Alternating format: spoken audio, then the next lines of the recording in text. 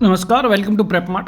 साथियों कि अपन ने जो पिछले वीडियो में मौर्य साम्राज्य के जो लगभग अपने 300 वन लाइनर बन रहे थे उसके अपन ने 150 पढ़े थे और आज पार्ट 2 में अपन पढ़ने जा रहे हैं जो पिछले 150 सवाल है, यानी कि अपन ने ये कुल मिलाकर 300 सवाल हो जाएंगे। ये SSC GD, SSC NTR, CGL, CPO और जितने भी जो अपने नेशनल एग्जाम्स हैं उनके लिए बहुत ही इंपॉर्टेंट रहने वाला है। तो चलिए शुरू करते हैं और देखते हैं अगले 150 सवाल। तो अपना पहला सवाल है साथियों, जो 150वां सवाल है। पहले 150 सवाल पे जाते हैं। अपन ने 150 सवाल तो ये पढ़ लिए थे और उसके बाद अपन 151 से इसकी शुरुआत कर रहे हैं। तो चलिए शुरू करते हैं। दोबारिक का संबंध किस विभाग से था? तो राजमहलों की देखरेख से। अपन ये मौर्य साम्राज्य से पढ़ रहे हैं जिसके अपन ने 150 सवाल पहले ही पढ़ चुके हैं। 150 सवाल को आज पढ़ रहे हैं। सवाल वन विभाग के प्रधान को क्या कहा जाता? तो ये आठविक कहा जाता था। चाहे कैसा भी सवाल आए, अगर आपने ये पूरे 300 वन लाइनर पढ़ लिए तो शायद मौर्य साम्राज्य का आपका एक भी सवाल गलत नहीं होगा, चाहे वो कितना भी टफ से टफ सवाल पूछे। मौर्य काल में प्रांतों को क्या कहा जाता था? तो मौर्य काल में प्रांतों को कहा जाता था चक्र। नेक्स्ट है, चंद्रगुप्त मौर्य के समय प्रांतों की संख्या कितनी थी? तो 4 थी और अशोक के समय जो है वो कलिंग विजय के बाद 5 हो गई थी। मौर्य साम्राज्य के प्रांतों और उनकी राजधानियों का सही मिलान क्या था?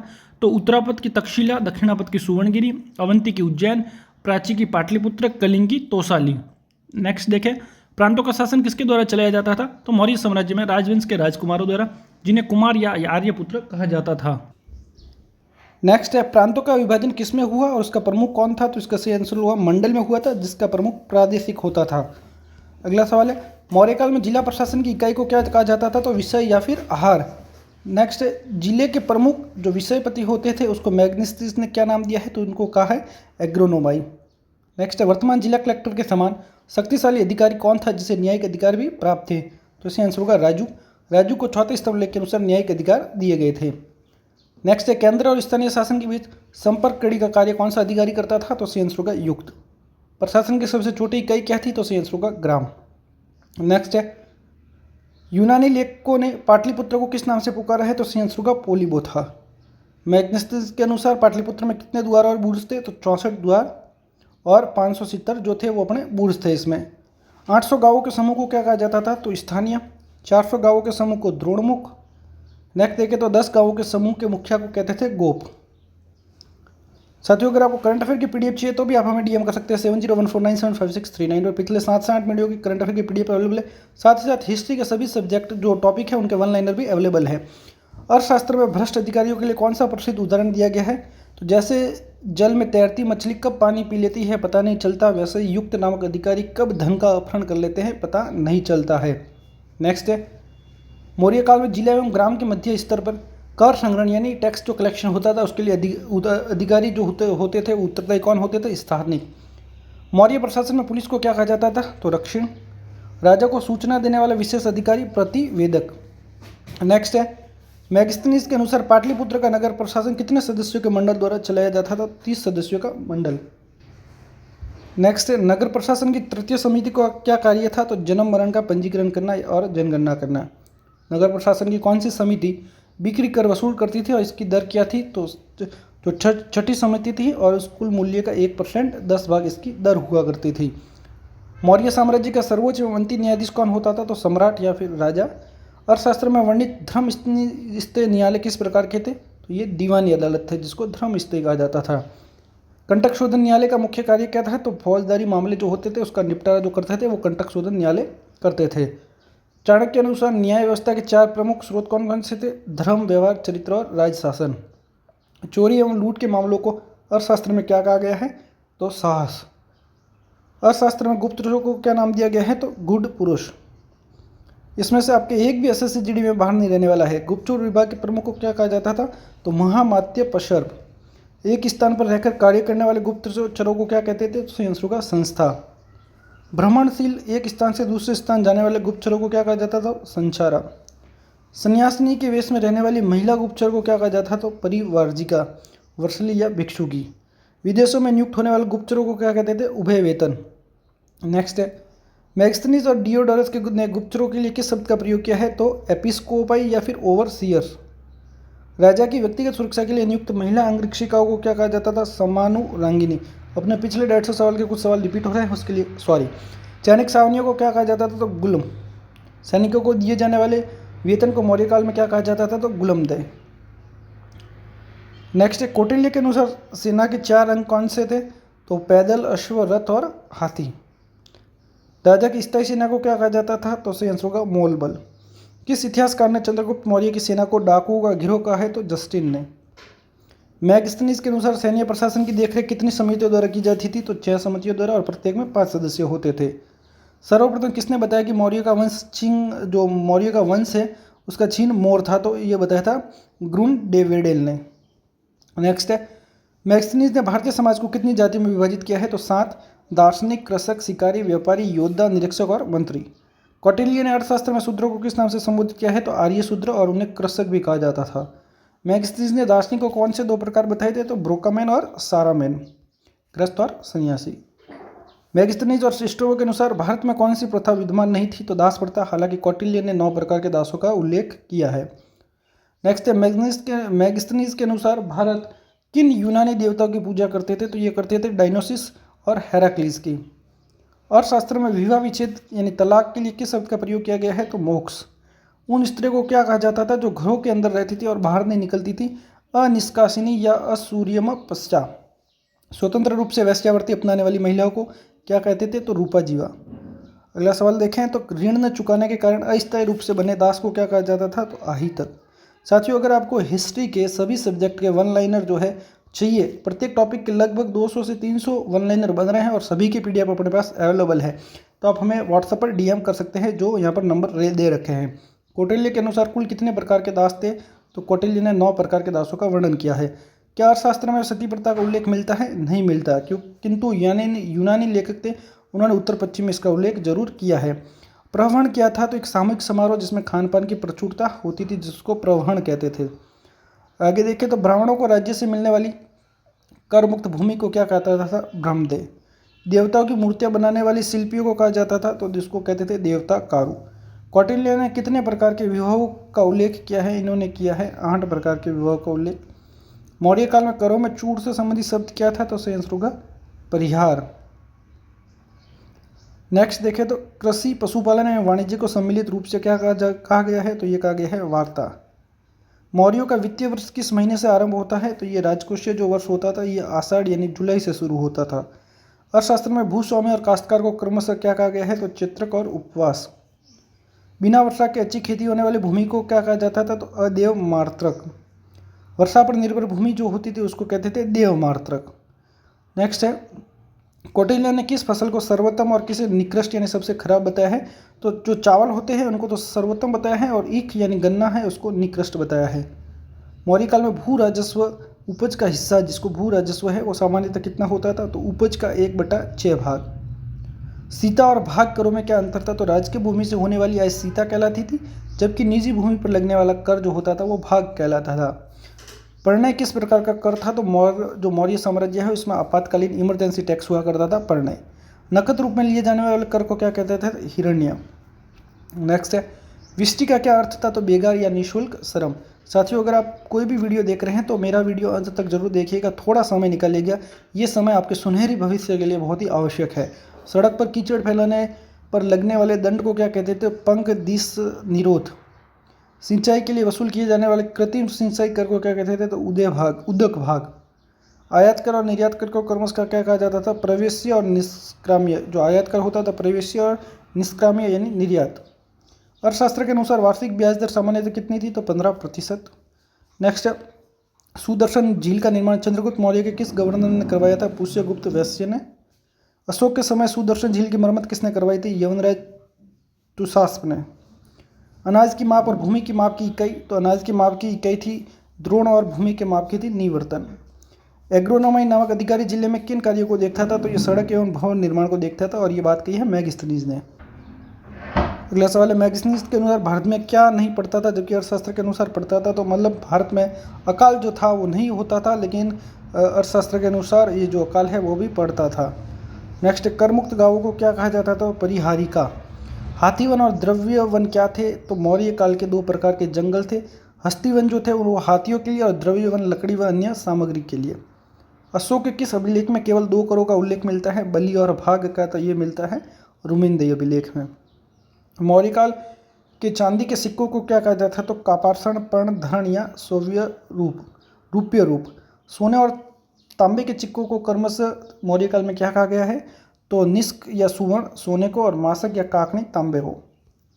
मौर्यकालीन सिक्के किस प्रकार के थे? तो ये 8 सिक्के थे पंचमांक। 8 सिक्कों पर कौन सा प्रमुख प्रतीक पाया जाता था? तो वेदिका से घिरा वृक्ष।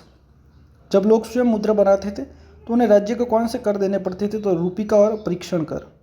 1 पण का भार कितना होता था? तो 3/4 तोला चांदी के बराबर।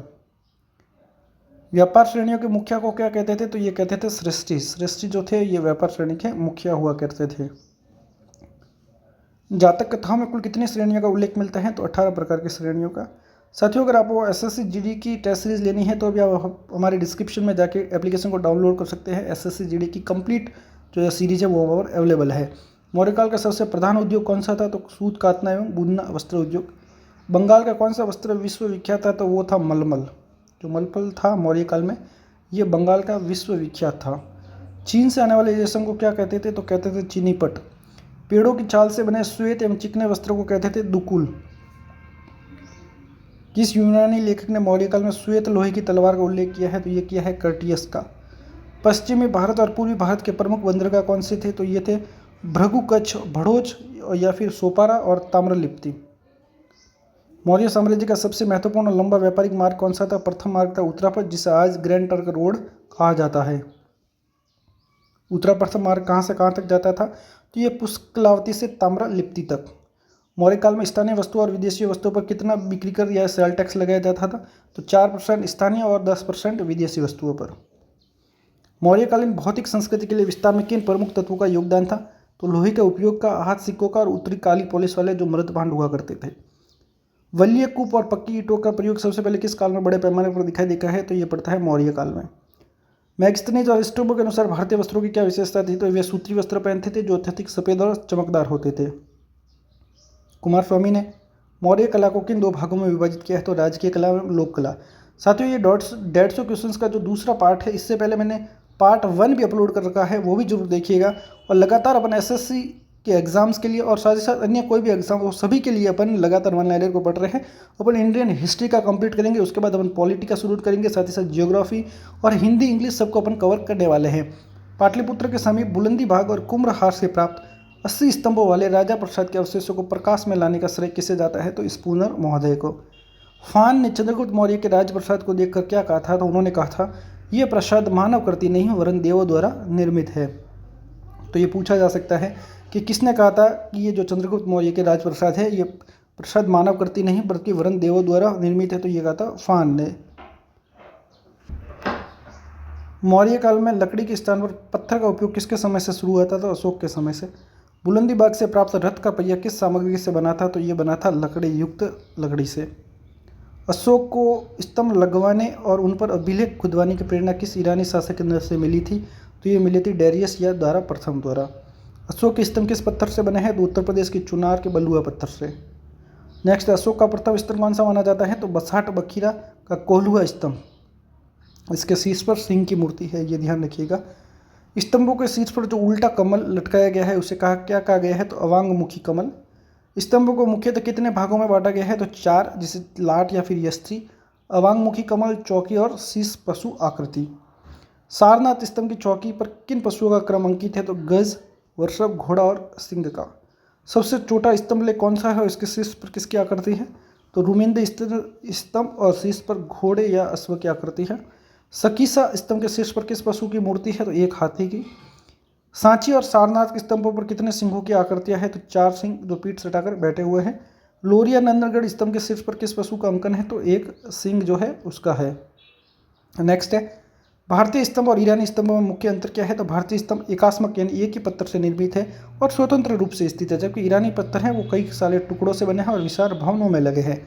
भारतीय स्तंभों की बनावट कैसी है? तो ये सपाट है और नीचे से ऊपर की ओर पतले जाते हैं। वलीय कूप का उपयोग मौर्य काल में किस कार्य के लिए किया जाता था?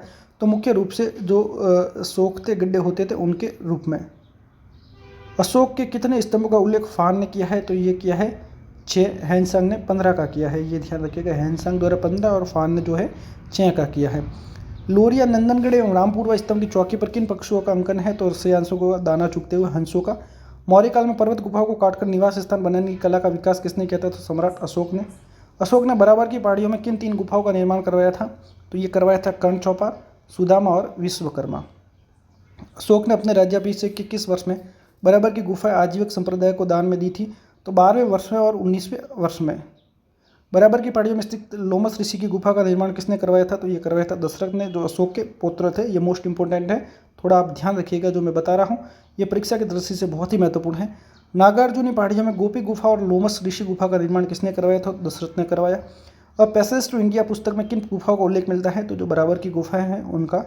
मौर्यकालीन लोक कला का सबसे उत्कृष्ट उदाहरण क्या है? तो यक्ष यक्षिणी की मूर्तियाँ। प्रसिद्ध चामर घ्राणी यक्षी की मूर्ति कहाँ से प्राप्त हुई है? तो दीदारगंज से। मणिभद्र नामक प्रसिद्ध यक्ष की मूर्ति कहाँ से प्राप्त हुई है?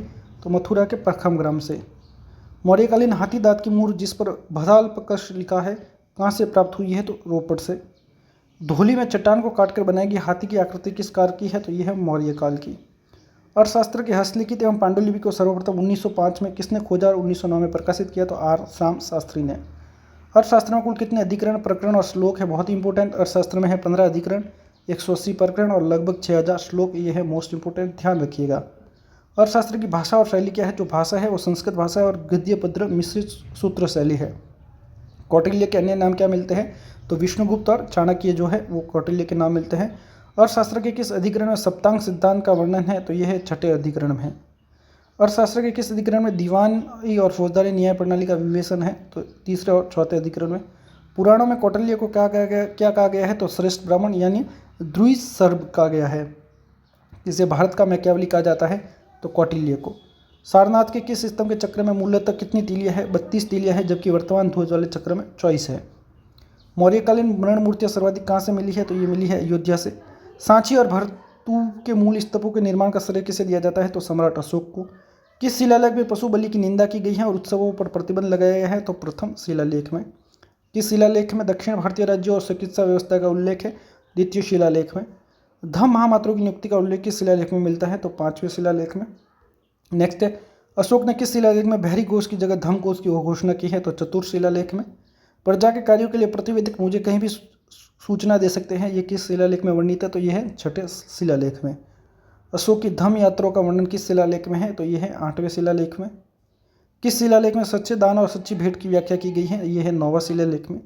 धम की श्रेष्ठता पर बल और धम दान को साधारण दान से उत्तम किस शिलालेख में बताया गया है? 10वें और 11 शिलालेख में। अर्थशास्त्र का कौन सा अधिकरण राज्यों के विदेश नीति और मंडल सिद्धांत से संबंधित है? 7वां अधिकरण। राज्य पर आने वाली विभिन्न आपत्तियों के बचाव का वर्णन किस अधिकरण में है? तो 9वें अधिकरण में। युद्ध नीति और शत्रु को भेंट डालकर नष्ट करने का विवेचन है, यह है 10वें और 11वें अधिकरण में। राजा द्वारा अपनाए जाने वाले रक्षा उपायों का वर्णन, यह है 12वें अधिकरण में। सप्तांग सिद्धांत का विस्तार वर्णन जो है ये 6ठे अधिकरण में है। ये 2 बार रिपीट हो गया है सवाल, मोस्ट इंपॉर्टेंट है। कौटिल्य ने दैविक आपदा को कितने भागों में बांटा है? तो ये बांटा है 8 भागों में। कौटिल्य के अनुसार अपनी आश्रित पत्नी और बच्चों की व्यवस्था किए बिना भिक्षु बनने वाले को क्या कहा गया है? क्या प्रावधान था उनके लिए दंड का प्रावधान किया गया था। कौन से यूनानी और भारतीय लेखक कौटिल्य के नाम का उल्लेख नहीं करते हैं? तो मेगिस्थिस और पतंजलि। अभिधान चिंतामणि जो हेमचंद ग्रंथ है उसमें चाणक्य के कितने नाम मिलते हैं? तो ये 8 नाम मिलते हैं। आगे देखें, किस शिलालेख को धार्मिक सहिष्णुता का शिलालेख कहा जाता है, जिसमें संपी संप्रदायों के सार का वृद्धि की कामना की गई है? तो 12वें शिलालेख में। कलिंग विजय का वर्णन किस शिलालेख में मिलता है? तो ये मिलता है 13वें शिलालेख में।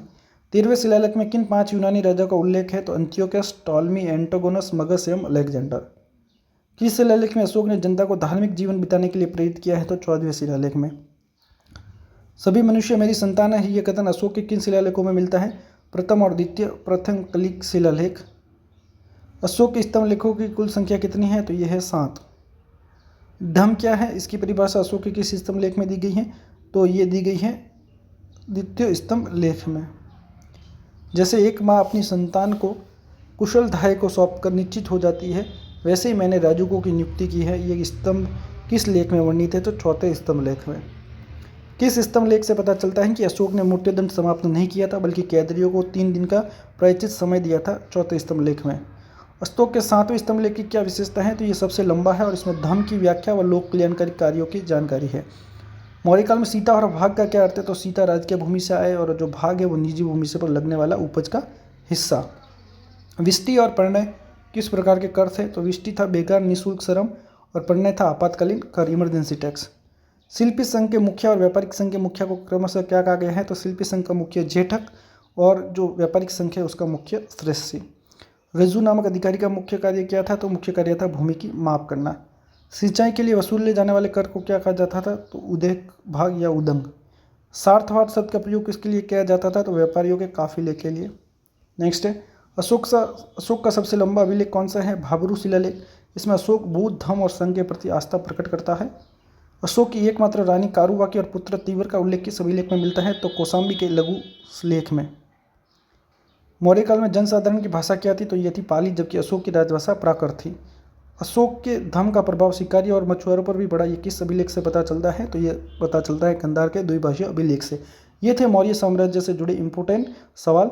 साथियों, अगर आपको भी करंट अफेयर की पीडीएफ चाहिए या फिर ये नोट्स चाहिए तो आप डीएम कर सकते हैं 7014975639 पर। धन्यवाद, मिलते हैं अगले टॉपिक के साथ।